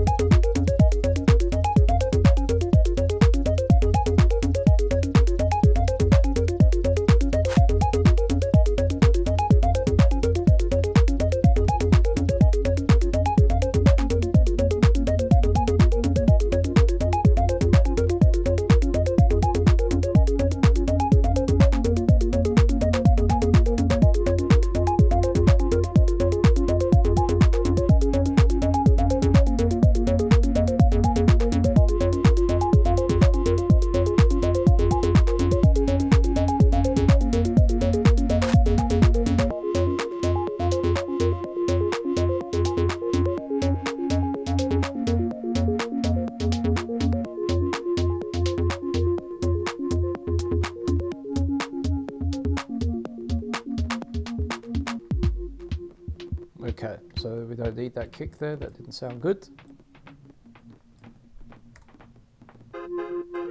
Right, well, I'm pretty happy with that as it goes. I mean, that definitely is a good platform to be, a good point to be up to, and a good platform as far as the full song arrangement goes and the tension and release that's been added in here. I wanted to throw in a couple of tips as I was listening back here. There's a few, excuse me, a few things that I could do, such as looking at this hi-hat pattern here. So, you know, the MIDI in this clip, it's playing this nice kind of shuffly kind of hi-hat pattern, but there's not too much variation in it. I know that I have a second hi-hat pattern that I'm introducing at points in the song, but just with this hi-hat pattern on its own, some of these little sort of phrase points here, where again we're moving from the first 8 bars into the second, we could do something very similar to what I've done with the clap here, which is I use the automation of the delay return. I've sent some of the clap to the delay return and made a nice little kind of clap feel. We could do something with the hi-hats kind of similar in this section here. So that would be one option. We could go over here and click the B return, so we bring up the automation lane for it, and then turn on our pencil tool if we like, and we could have a little bit of a delay happening here on a couple of the hi-hats just at the very end here. So let's listen to that.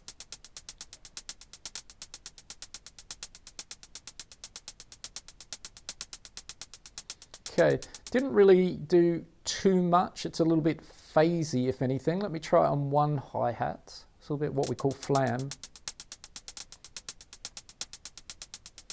Yeah, it's because they're very, very close together here. So I think rather than doing that move, that's not very successful. So I would turn off the pencil, clear that envelope, and maybe approach it another way. We could split the MIDI here, go into that little clip there, and let's have a look at what we've got here.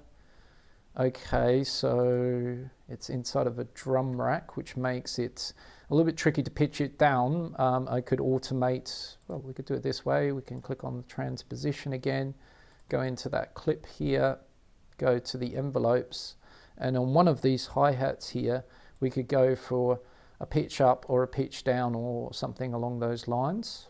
Just throwing some ideas here. Right, so it's just this final hi-hat. Now has a little pitch change to it. It's literally, so if we drag all that across, it's just that one there, right? And that is extremely subtle and extremely tiny, but it adds a little bit of character there, right? And we could continue that theme through the track. That would be an idea that we could do here. So these are the sort of little details that you can be looking for sometimes, particularly in a simple track, just to change a few things. What about another option here? One of my favorite options would be, I'm just going to drag that MIDI back through. Let's say we're going for, again, a bit more variation in this hi-hat clip, but one of my absolute favorite audio effects from Ableton that's very underused, that we should use a lot and for lots of different points, not just what it says on the label, is our friend the beat repeat. And if we add a beat repeat down here on the track, and we can stick it kind of in front here, very near to the hi-hat itself, we can use the beat repeat to kind of shuffle up these hi-hats a little bit. And let's say we loop up a little section of them here. Let's say we try and get a little bit of a change happening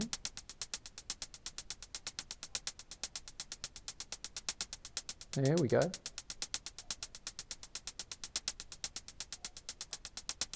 So if I turn that off,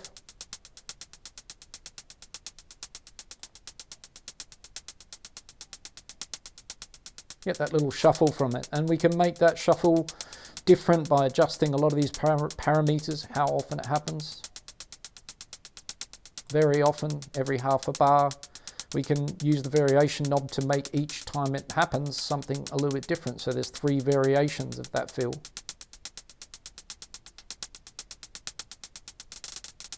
Right? So we get like different fills each time it goes around. And if we want it more subtle, they're doing the same thing, then let's dial all that back down and just have just one variation that happens each time it does it, less frequently, every 2 bars. It's just going to be 1 up here, right? I think that's a great way to also bring some real interest into your MIDI here. And we could automate it on off, right? So again, for a whole 8 bars here, we might just have it automated, the beat repeat to switch on and off just at the very end here, and that's it. And so it will give us a little shuffle in this last 2 bars that we don't currently have.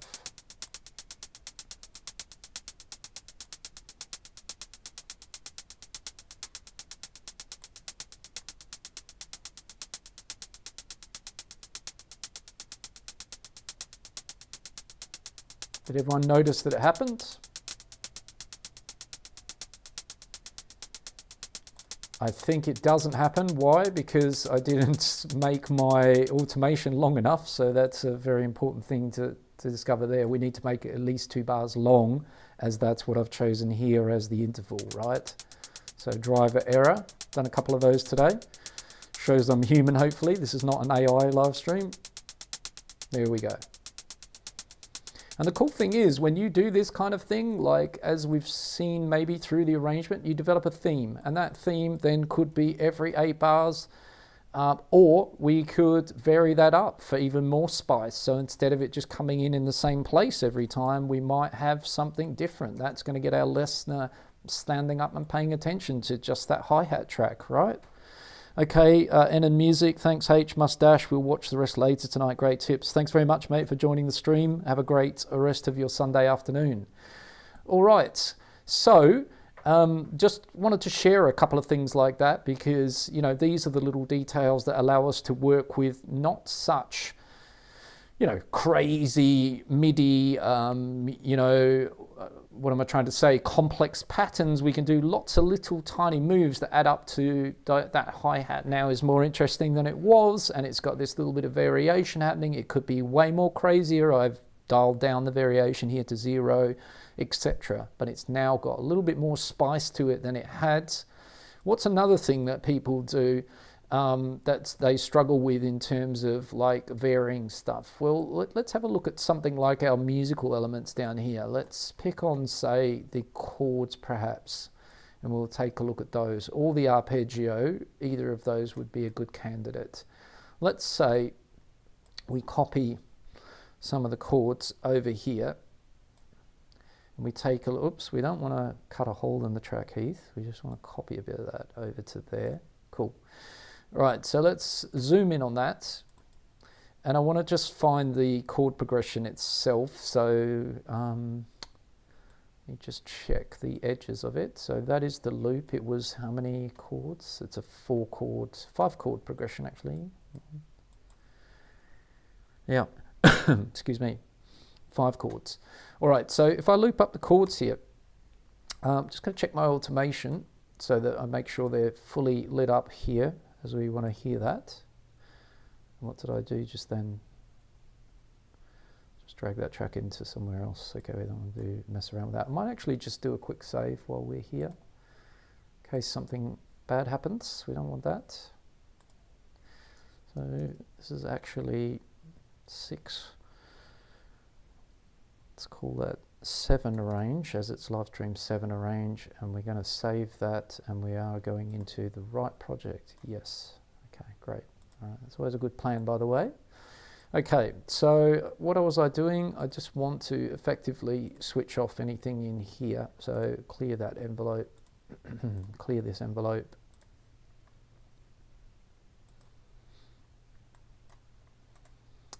And what I'm doing at the moment is just giving you some tips of how to make your MIDI a bit more interesting, to vary things around a little bit and create that little bit of extra tension and drama.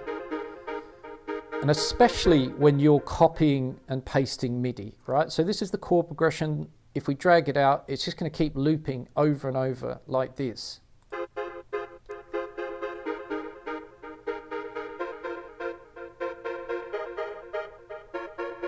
So if you do a lot of loop-based music and you're copying and pasting a lot of loops and you would just continue looping this over and over, at some point we're going to get very tired of that particular chord progression, just if we're using a lot looping over and over exactly the same as it is. Now we could go into the MIDI, and there's a lot of work already done here in the sense of the actual chords themselves sounding really nice together and working well together.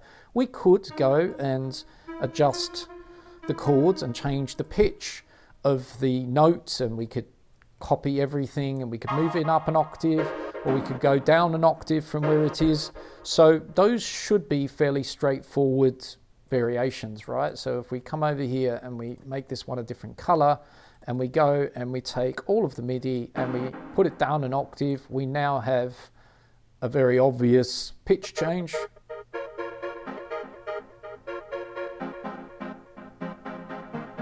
And it sounds nice, but in context with the rest of the track, perhaps that doesn't work because it's now clashing with the bass line and things like that. We've just brought it down into a much lower area of the piano in lower frequency. So what I want to show you is a very clever way, and again, much like the beat repeat is a great way to shuffle up your MIDI patterns or audio and create little fills and a lot more interest. Instead of like rewriting the pitches here, rewriting the chords, moving up and down an octave, here's a great way to break away from copying and pasting your MIDI the same and it not being interesting at all. So instead of doing this move, let's drag the lower octave chords over here. Let's duplicate like we were working on the song. We've got the same chords. We're moving, we've copied and pasted that loop over.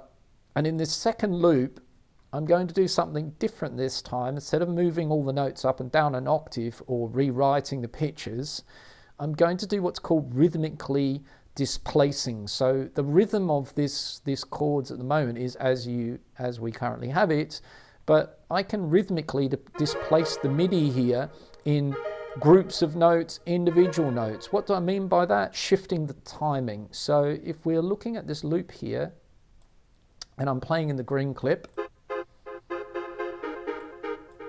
I'm going to rhythmically displace this last chord.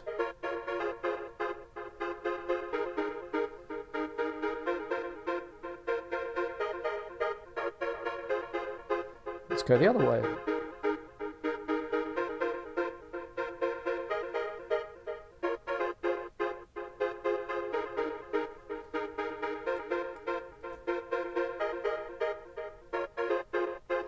Okay, kind of interesting. Let's get it back to how it was, and let's do the last two notes on their own, or just the last note.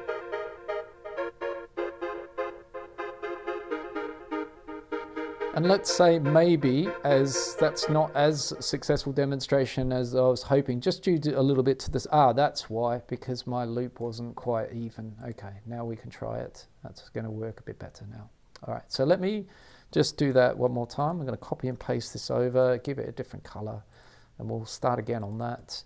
And I'm going to go into these notes here, and I'm going to play around with this last chord, moving it around a little bit. We could be anywhere in this MIDI at all, and I'm just going to rhythmically displace it from the current rhythm that it is.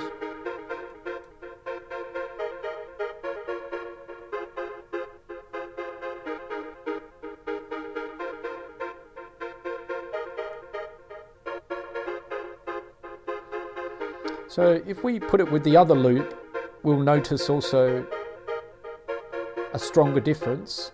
So let's say we do a bigger section of the MIDI. So I believe, yeah, I am definitely earlier than it was previously. It was here. So let's go all of this.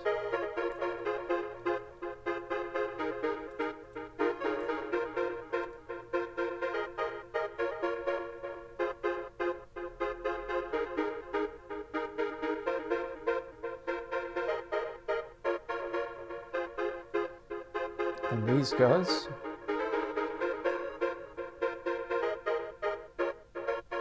That's nice. Right, so just playing around a bit with the rhythm of those, if we now have the two together, Instead of this chord progression over and over all the way through the track, we're repeating quite a lot of it, but at the end, we're doing something quite different.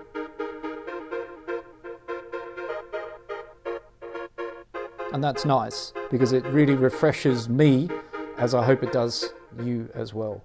So there's a couple of tips of how to sort of like work with some of the material that you might have in your track and sort of break free from, as I said, this kind of like copy and paste over and over, and you know, it ending up being, for lack of a better word, boring, you know, or not very interesting. The listener loses engagement because we've not kind of thought about that a bit and done things like just as simple as that. And most people perhaps can understand pitching up all your chords an octave or down an octave, but you know, moving things around rhythmically can be a really good idea. And that doesn't just work on chords. That could be a bass line, a melody, an arpeggio, hi-hats, claps.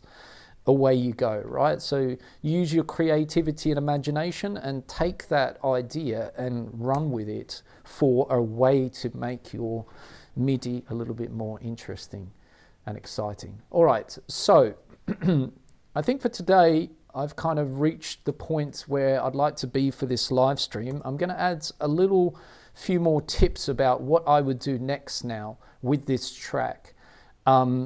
So in my own personal workflow, if I've got something like this musical idea now arranged like we're kind of looking at and what we've kind of heard when we've played it back, my next move now is to evaluate that, and preferably outside of Ableton Live. So what I would personally do is I would loop up the whole song like I've done. I'd give myself a bit of space at the end here, and I'd probably, now that I'm happy with where everything more or less is, I'd probably go to the very front of the track here, find one bar, and we can just move our grid a little bit bigger to get the bar line showing here. So we're now looking at the grid being in bar increments.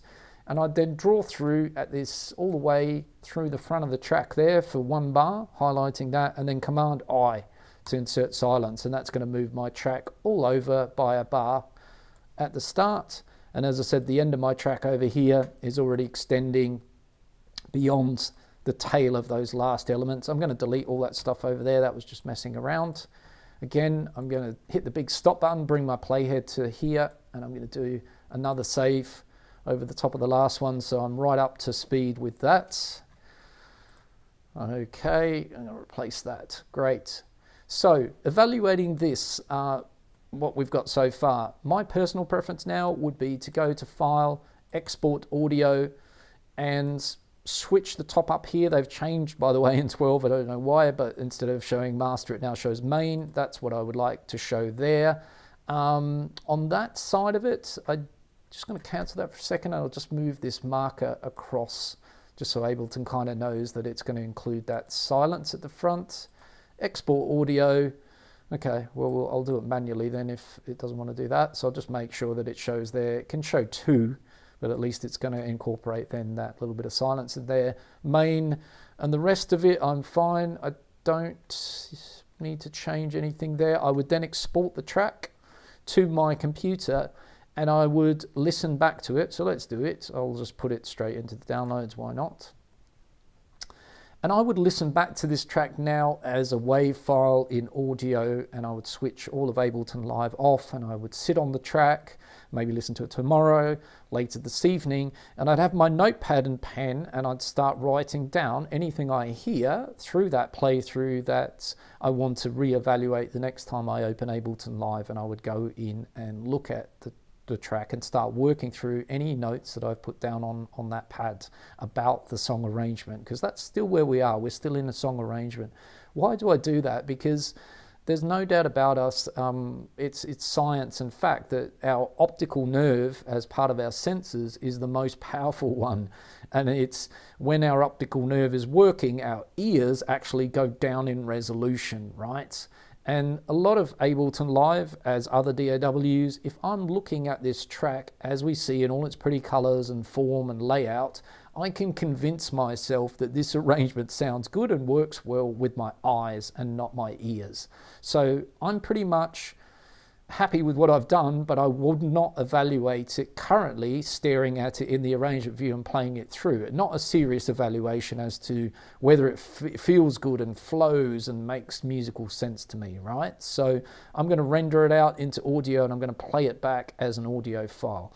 If we've got some time constraints and we need to stay in Ableton and you're super motivated and wanting to keep working on the track and you want to stay in the door inside of Ableton, then here's the other option, and a good option as well. Let's go to the session view and we play back from the session view. So we're going to drive the arrangement view, but from the session view. And there's a hidden tool here that a lot of people overlook in the session view. And on a Mac, it is Command Option O to reveal at the top here the overview. And if you reveal that, you can, as you can see, resize it, which is super convenient. So you can virtually ignore it with it minimized like that. But if we bring it down bigger, there's my song arrangement, if I have to see that for some reason. And all these white lines here are the markers that I've put here in the song. So you can also click, you can see the gray playhead hopefully here on that area of the overview. You can click down there and make it play back from those points, right? So if you're listening to a certain section, you can click up here and then launch the play, and we will launch from that point, right? I notice I'm in solo, so I'm going to get out of there, right? So if you have to work in Ableton Live and make some good decisions about how the track arrangement is going, then I would strongly suggest that you go over here to the session view, you put on the overview if you like, but you just listen with your piece of paper and pen, and you now start listening for that arrangement and whether it works or not. Is it engaging? Does it flow? And make notes. And you know, if you are still in Ableton, well, you can hit the stop button and say, oh, okay, it's that section of the song, bar 32. I need to really go in and take a look at that. But personally for me, get out of the door as often as possible and evaluate it as an audio file. So we're going to do a full playback of the idea now here as a bit of a finish up today, and then I'm going to give a quick announcement, and then I'm going to split and wish you a very nice rest of your Sunday. So let's have a playthrough. That's going to take us around 5 or 7 minutes. Let's go for it.